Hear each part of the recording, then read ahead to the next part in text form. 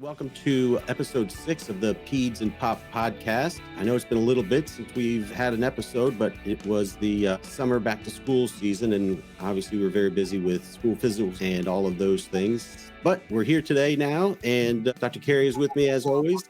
How are you doing? I am good. Getting pretty much ready for school. Yeah?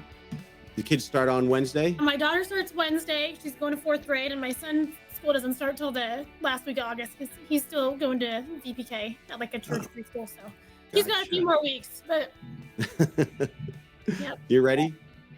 Yeah, I'm ready. I'm not ready for homework time, but you know. Right. That's the routine is good. Right.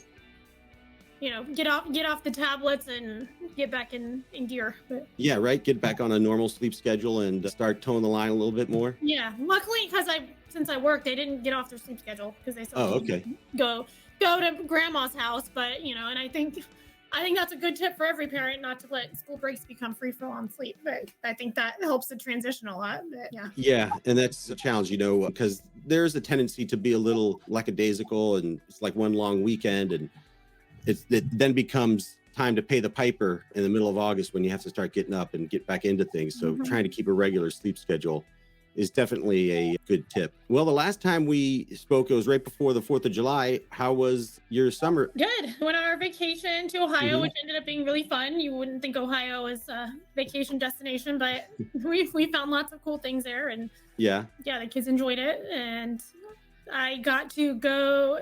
It was not intent. It was supposed to be my husband going, but long story short, I had to sub in and take Brent to WWE SummerSlam in Nashville 2 weekends ago. So that was supposed to be a dad and daughter trip, but he wasn't able to make it. So we changed the flights, and Mom got to go, and that was fun. It was fun. And if I was doing a mom-daughter trip, it probably would have been a different activity, but it was definitely still fun. Yeah, I think Nashville, you think when the ladies go, it's bachelorette parties and all that kind of stuff. It's not necessarily dialing into the SummerSlam. Yes. Even probably more than Las Vegas, I would say there was the biggest hodgepodge of different people here that I've ever seen in one 3-block radius. So yeah, I bet the people watching is entertaining. Yes, for sure.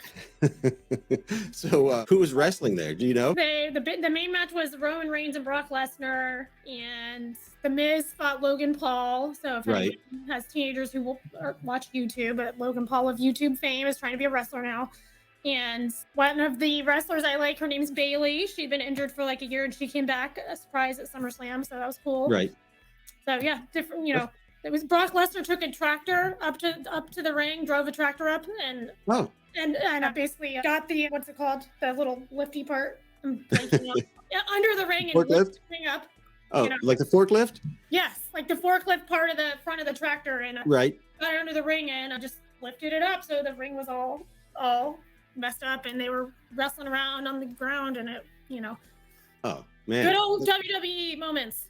That is next level. And apparently the rule book at WWE, no problem, change the ring, tilt it on its side. I think that was technically a last man standing match or something. I don't know all these words. My husband, meaning like you said, basically no rules, no rules, no holds barred, as they say, right? Yes, right. Well, it's funny you mentioned The Miz. I think, and I don't follow wrestling nearly as closely as you do, but I remember him when he was on the Real World, and that was his thing. He wanted to be a professional wrestler, and that was his nickname back then. Yep. Right? That's why he's one of my favorite, mainly because I appreciate somebody who has a goal and takes steps and achieves their goal. That is some single-minded determination, and he did what it took. And I've as somebody who wanted to be a doctor since I was 3, I can appreciate having a goal and having to work hard to be there. And wrestling's a little different game than med school, but still, I think that's cool that he, like you said, even 20 years ago or whenever, he was dead set on that, what was going to happen, and it did. Yeah, that's crazy. I mean, that was back when I would watch The Real World. I think I was probably a resident then, because it was in the 2000s, I think, early 2000s, right? Yeah. Yeah. Yeah, because he's 40 now, and so he was probably young 20s. Yeah, that's a great story. So y'all had a great time. Did you do anything else while you were in Nashville? We were only there for a day and a half, but we went to the Johnny Cash Museum. That was really interesting and cool. So, and then what did we do? Kind of just hung out, walked around. Like you said, people watching is a big thing. Right. That's awesome. Yeah. Yeah. I went and saw Whiskey Myers up in St. Augustine a couple weeks ago. And, you know, and that's a band? Yes. I don't know them, but. So I think like a lot of their fans, I became a fan of theirs. I wish I could say from the very beginning, but it's not true at all. I heard them on one of the first season's episodes of Yellowstone. You watch Yellowstone? No, I mean, I'm like vaguely familiar with it, but I've never watched it. That show is, I mean, outstanding. Anyways, this song was playing called Stone. It's their probably most famous song. Like if you go on Spotify, it's got whatever, millions of hits or whatever. And I was like, man, this song is really good. So I kind of got into them, and I just really started listening to them. And I was just happened to, I don't know, somehow I was looking to see if they were on tour or whatever. They had a new album coming out and they were playing in St. Augustine. So I was like, all right. Huh? I said, I love St. Augustine. Were they at the amphitheater there? Or? Yeah, it was perfect. And that was a great place. It's like these two tents. I mean, like circus tents. So they're big. And there's, you know, there's amphitheater seating. And it was fantastic. I'd never been there before, but they had two other bands opening up for them. One was called 49 Winchester. And we had a bit of a kind of a conundrum getting there because the hotel wasn't ready for us. And it was a Sunday night concert. And so we had to check in, was at 3:00. So we got in there right around 3. We didn't end up getting our room until like 5:45, and the concert started at 6. Oh, geez. And so, but luckily it was just like a mile from the arena. So we ended up not getting there in time to see all of the first opening act, but he was really good. And we were waiting in the t-shirt line, and he came up and was just hanging out, signing autographs and stuff with the people getting t-shirts. And then the next band was Shane Smith. And I didn't realize this. They also have a song on Yellowstone, and I recognized it immediately when they played it. The Yellowstone tour. Yeah, exactly. It was the Yellowstone tour, and they were outstanding. I was like, man, these guys are great. And then Whiskey Myers came on, and they just blew the lid off the place. It was, and what I really liked about it, they have 6 band members, and they have 3 guitar players. So there's the lead singer. He plays guitar, and actually he has a 72 Telecaster Custom, and it's very similar to mine. I have a 74 Telecaster Deluxe, and from where I was looking at it, I couldn't tell initially at first if it was the same guitar as mine, but the Telecaster Deluxe has a standard Stratocaster headstock, which is, I know this is really in the weeds, but technical. So the headstock for a Telecaster Custom is the same Telecaster headstock, which is where the keys are, where you tune your guitar. And like the Stratocaster headstock is pretty like much the classic headstock that you would see on guitars. And so, you know, just by looking at that, I was like, okay, that's not the same one initially, but kind of got off on a tangent there. But they're 2 lead guitarists. One of them just played Gibsons, the other just played Fenders. And then they would just play off each other on and off all night. And it was awesome, you know? And, you know, clearly their most famous song is Stone, right? And I was thinking, okay, they're going to do their encore, and then Stone will be the last song. And they played that. And then, man, they finished off with Refugee by Tom Petty. Oh, nice. And man, I was not expecting that at all. And like, I avoided all internet set list spoilers. Oh, yeah. Oh, you're not like me. I always look it up. And they played that. They played a couple of new songs. Their album actually hadn't come out yet by the time we saw them. But I love the fact that now with like, you know, before like internet and stuff and, you know, streaming, you know, they'd release a single, right?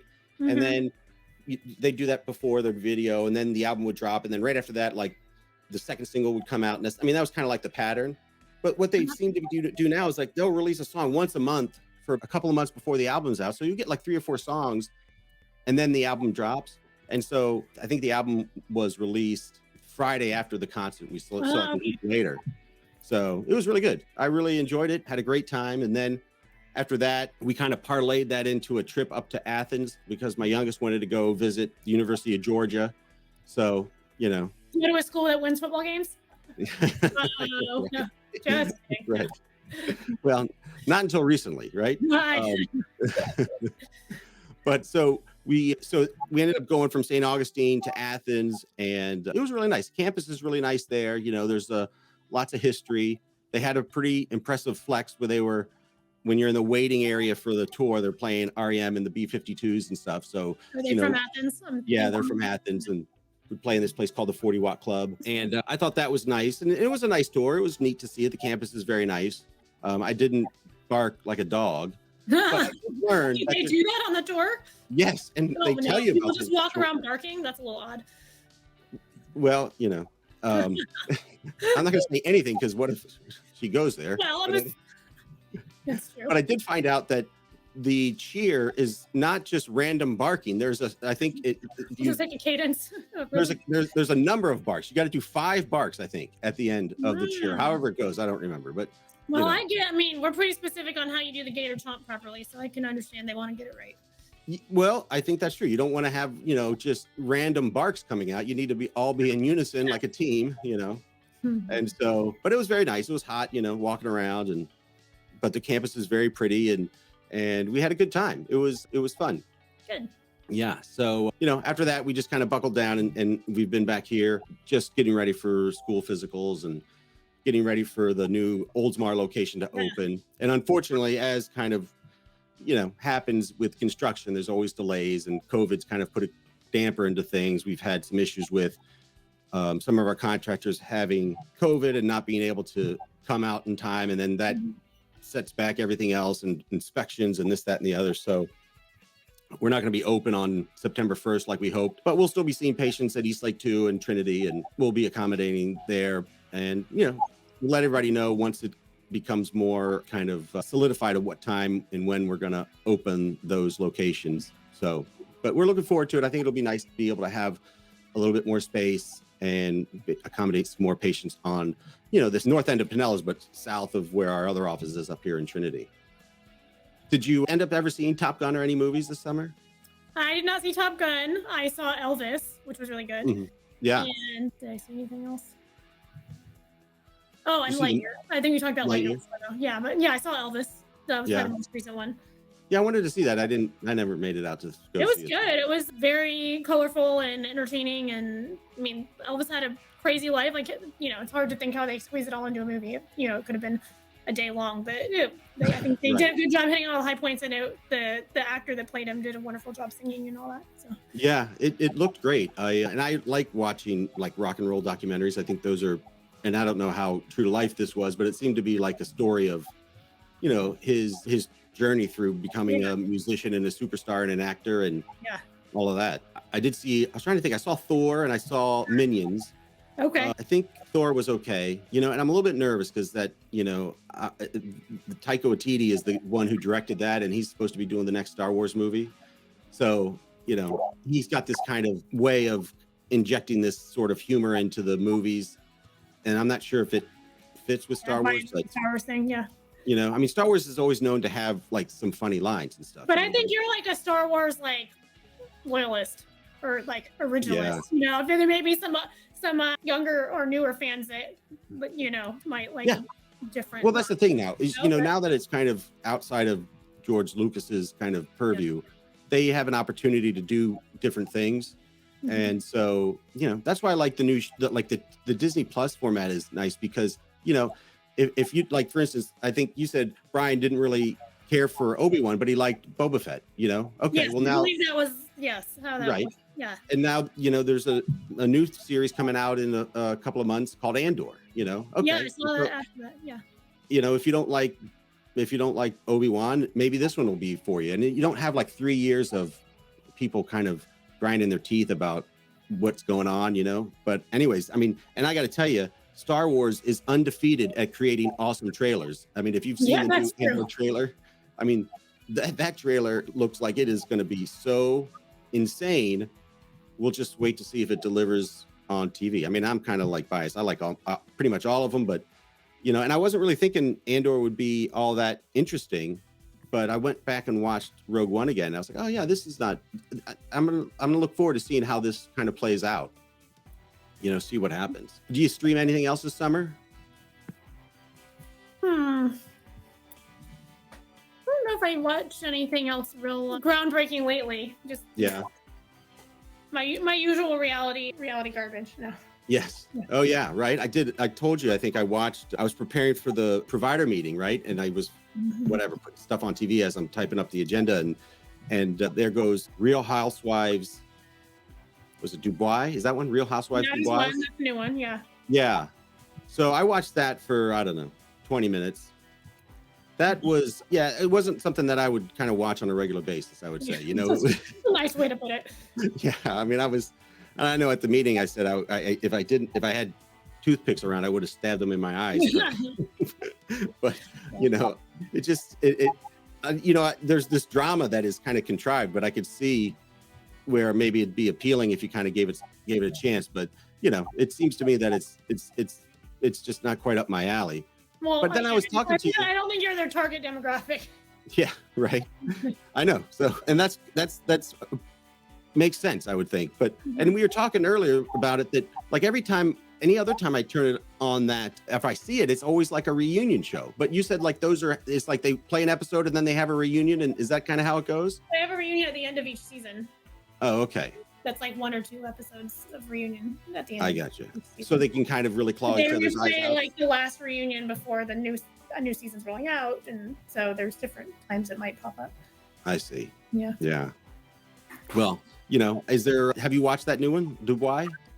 I only watched the first episode. Mm-hmm. It didn't quite totally grab me, but I'm gonna go back and watch them. But Rosie likes it. I just haven't gotten to that one yet.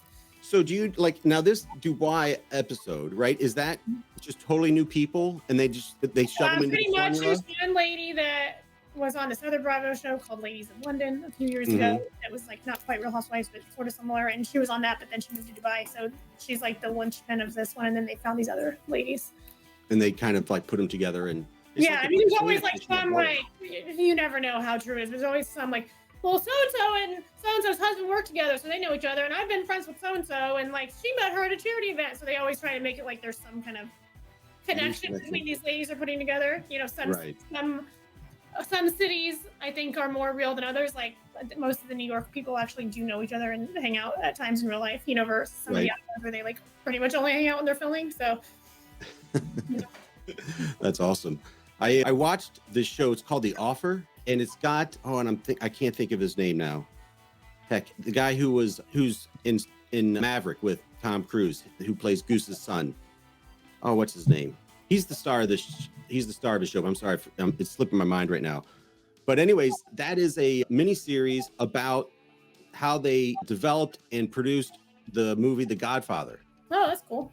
Oh yeah, and I was like, okay, this will be pretty cool. And I thought I would just watch it, but my wife started watching with me, and she was like locked in. She's like, okay, let's watch this, or can we watch another episode? And it was fantastic how great it was to see the inner workings of how they had to fight to get the Godfather made the way they wanted to get made, how the writer of the book and Francis Ford Coppola collaborated to create the screenplay and then create the movie. And then they had a lot of Italian Americans didn't want the movie to be made, fearing that it was going to put them in a bad light, and how he had to try and, you know, navigate through all this adversity to get the movie made. And, you know, just describing it doesn't sound all that exciting, but, you know. I bet because a lot of this, if they get into the details and like the character development, it's probably actually is pretty interesting. Yeah, it was really intriguing. It was interesting.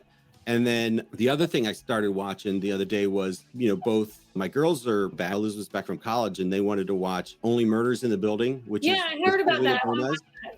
Yeah, it is really good. It is funny, you know, and it's short, and like each episode's only, you know, I don't know, 30 minutes or so. Okay, cool. But it's like going to a murder mystery dinner theater or something, you know, like you're trying to put together this like playing the game Clue, you know, and you're trying to put it together, and it's clever, and Martin Short and Steve Martin are in it, and they're hilarious. So those were really good too. And then of course, Better Call Saul I've been watching, and that was the second to last episode last night, which was so good. I mean, that show, and I know you haven't watched Breaking Bad or Better Call Saul, but you got to put those on your list at some point in time to squeeze those in between homework and getting kids up. And it was really, really good. And then the other thing that's coming out now is that, I mean, obviously we talked about Andor's coming out, but did you watch Game of Thrones at all? Nope. You know, I always say if it's critically acclaimed, I probably never watched it. That's right. So if it's good, you just don't want to watch it. Yeah. I'm not going to put any time. I just know about this stuff until it's like already been on for so long. They're like, oh, that sounds too much work to try to go back and watch all of that. Yeah, plus, I'm honestly not fantasy. That's not my genre, like fantasy or like historical fiction or, you know, some of that more, I don't know, stuff is not quite Yeah, I mean, you have to be into that, if you don't really like to see dragons around. Yeah, like it's just a show called House of Dragons is probably not going to be up your alley. Yeah, right. Yeah. But yeah, I mean, I love Game of Thrones and like having this new thing. It looks pretty good. I'm interested in just seeing how much of it kind of carries with the themes of and the production of Game of Thrones. That thing was so intricate. The world building that they had there, and then the music and the character development was so insane. So I'm interested to see that. And then the other one that's coming out apparently is The Rings of Power, which is like a Lord of the Rings on Amazon. And apparently that's the most expensive television show ever produced. And it's going to have the most expensive marketing campaign. I guess Jeff Bezos was quoted as really wanting to create the next Game of Thrones. So he's thrown a lot of weight behind this. He always aims high. And that's the thing is that, yeah, you want to do that, but sometimes that can backfire. You just got to, like, Game of Thrones just kind of came up organically. It was really well produced from the beginning, but it's what drew people in was the acting and the stories and the uniqueness of it. So we'll see what happens. And then finally, I can't believe it took us this long to get to it. We're like 3 weeks away from football season. Yeah. And this is like the longest 3 weeks in the history of the world, right? Because you're like, okay, we're talking about, I got to hear about practice. I got to hear about this. What's the coaches poll came out yesterday, and like Utah's number 8. We're ranked in the 30s, 31 or 37 or something like that. Okay. Not as bad as it could be. Yeah. So it'll be a tough opener for us. And then Kentucky's ranked 21st. And so those are our first 2 games. I don't really put a lot of stock in the yeah, I mean, those change a lot, right? There's a lot of kind of volatility in those polls where you have, I mean, I'm sure the Gators take advantage of this as well, but Notre Dame always gets inflated ratings. Like they're rated number 5, and they get to pick and choose who they're going to play. Right. Yeah. And Ohio State's always ranked high, and Michigan's come on this year, or last year they came on, but generally it's really been just Ohio State dominating the Big Ten. And I'm not sure that they're going to have a lot of firepower after Ohio State and Michigan, but we'll see what happens. But I think Texas A&M was ranked too high as well. They're in the top 5 or 6, I think. It was Alabama, Georgia, Ohio State, and Oklahoma, I think, was up there. But, it's hard when you have a brand new coach, Oklahoma's got a new coach with Brent Venables coming over as the defensive coordinator at Clemson. And of course, he was the defensive coordinator with Bobby Stoops in 2008 when we played him in the national championship game. So, and he's walking into a good situation. So we'll see. I don't know. I'm excited. I always get excited. I always think that there's zero chance that we're going to lose any games. Well, or I'll say there's no chance that we should lose any games, even though, you're like it's clearly there's going to be some teams that are going to overmatch us on a talent standpoint, but I usually chalk that up to not trying hard enough, or I always am like, I try to prepare for the worst and be excited than you expect, but somehow even with me preparing for the worst last year, it was worse than I thought. But so he'll be better this year. Yeah, I'm hoping. So we'll see what happens. And what that means then is that everyone's going back to school, with football season starting. And what are the things that you'll tell parents as they get their kids ready for school this year? Yeah, I mean, I think, there's stuff we kind of hit on every year about, like we mentioned, sleep. I can never be too emphatic about that. And just, the basics of good sleep, good nutrition, and good hydration, which sounds basic, but the number of kids we see every year that come in saying, I get headaches, I have stomach problems, and you ask them and they don't drink water all day, or they don't eat any breakfast and don't eat lunch and don't eat till 2 p.m. after school, and there are downstream effects of that stuff. So it's just, I get it when they're teenagers, they don't want to, eat stuff at school or whatever, but that to me is just such a basic thing with school, because school is mentally demanding, even if it's, even if you don't have PE because you're in high school or something, it's still mentally taxing, and they got to have good fuel for their brains to work and good rest at night. So I just try to, most parents are aware of that, but some of the kids fight back, obviously. So I, think that just going back to the basics is super important for a successful school year. Yeah, and I think that is often overlooked, that you're going to be training to run a marathon, or you're going to be training to do something in athletics. You got to make sure you get enough sleep, and you need to eat and have energy to fuel your body. But there's a lot of energy that's expended when you're trying to learn and going through classes, and there's stress involved, there's anxiety, there's all these things that can sometimes get in the way of having a successful learning experience. So It is very important to make sure you start the day off right, eat healthy, and try and avoid junk foods and get good fuel for your body as you're, going throughout the day. And then when you add on that, like playing in the soccer team or on swim team or football or whatever, all those can be quite taxing on a young person. And it's important to make sure that you're there to support them and understand what they're going through. And sometimes kids get anxious. It's easy to dismiss that, but sometimes some reassurance from the parents is really helpful. Yeah. And I think, again, trying to not challenge them in a negative way, but, if they give you worries or concerns, you think of an example where they might have succeeded in that before or overcome that before, and remind them of, hey, you were worried last year too. Look how great you did with this. Or you thought you were going to do bad on, in this class and you did awesome. So, just reminding them that they've done it before, they can do it again, and to have confidence, Yeah. Reassuring them and building their self-confidence is a key ingredient as well. And, sometimes that gets lost and they just start projecting all these worst case scenarios without really looking at them critically and analytically. That'll go a long way to help them build their confidence. And then as they are learning how to adjust and cope with stressors and adversity, they can then go back and lean on their experiences of when they've been successful. Right. As school gets started, the next thing we start then will be flu vaccinations, right? That's coming up around the corner in the fall. Right. So we're going to be having those flu clinics like we did last year. And I believe hasn't been finalized yet, but we'll probably be, combining those with some COVID clinics. And we do have COVID clinics coming up for kids 6 months and older. And the new dates are out already for the second round of COVID shots. And I think your child, when they go to school, they're going to be exposed to all this stuff, and a lot of times they're going to have illnesses that cause fever. And the good thing about these vaccines is that they can prevent one or two of those illnesses that will cause them to miss school or you to miss work as a parent. Or if it doesn't 100% prevent it, it's much milder and over much faster, because you hear some people say, but you can still get it. Yeah, it's nothing's 100%, but it's going to be a way easier course if you're protected. Right, and if you've already primed your school and get less behind and all that stuff.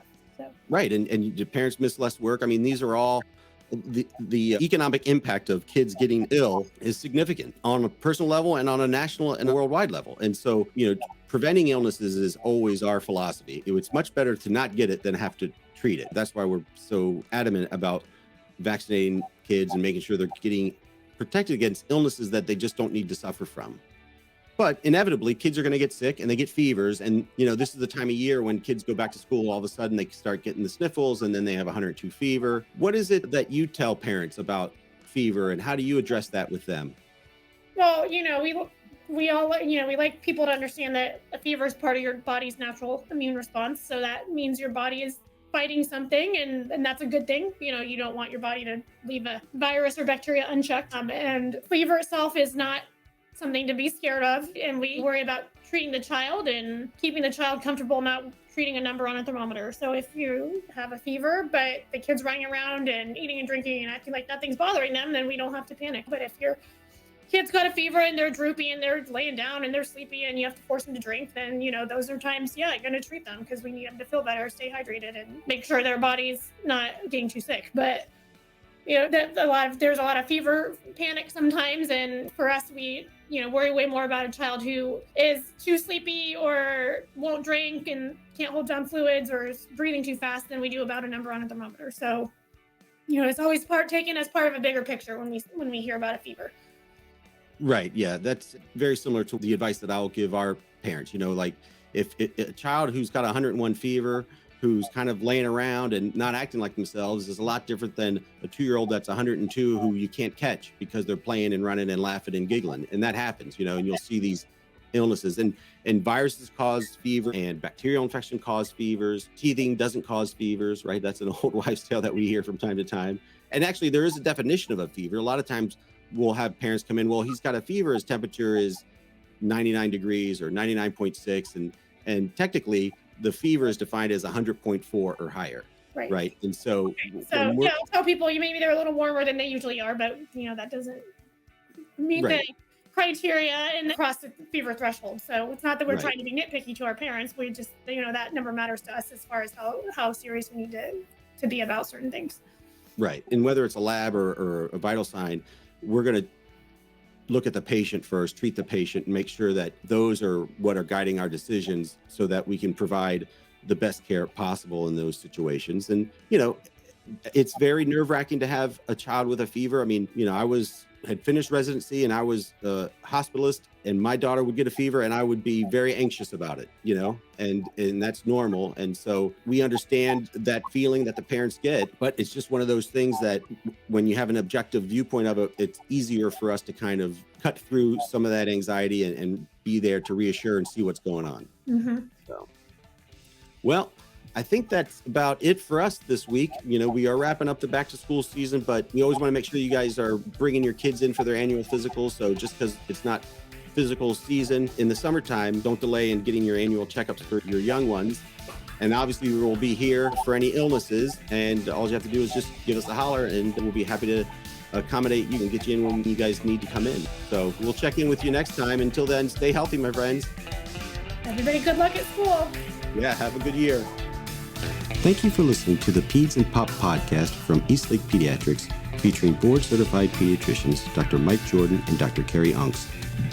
This podcast is for general information purposes only and is not intended for treatment purposes or to promote any products, treatment, or services. This podcast is not a substitute or replacement for and should not be construed as professional or medical advice. In no way does listening to this podcast or reading, emailing, or interacting on social media with our content establish a patient-physician relationship. You should note that the podcast and social media are not private forums, and any exchanges and information posted, shared, and or discussed will be available to the public. You should not share, post, or discuss protected health information on these forums, as the information will not be protected by federal or state privacy laws. If you have any questions about your child's medical condition or treatment, please seek the advice of your healthcare provider. If there is a medical emergency, please call 911. For more information about Eastlake Pediatrics, please visit our website at www.eastlakepediatrics.com or like our Facebook page at Eastlake Pediatrics. The Peds and Pop Podcast was produced by Mike Jordan. The music used in this episode was produced, written, and performed by Mike Jordan.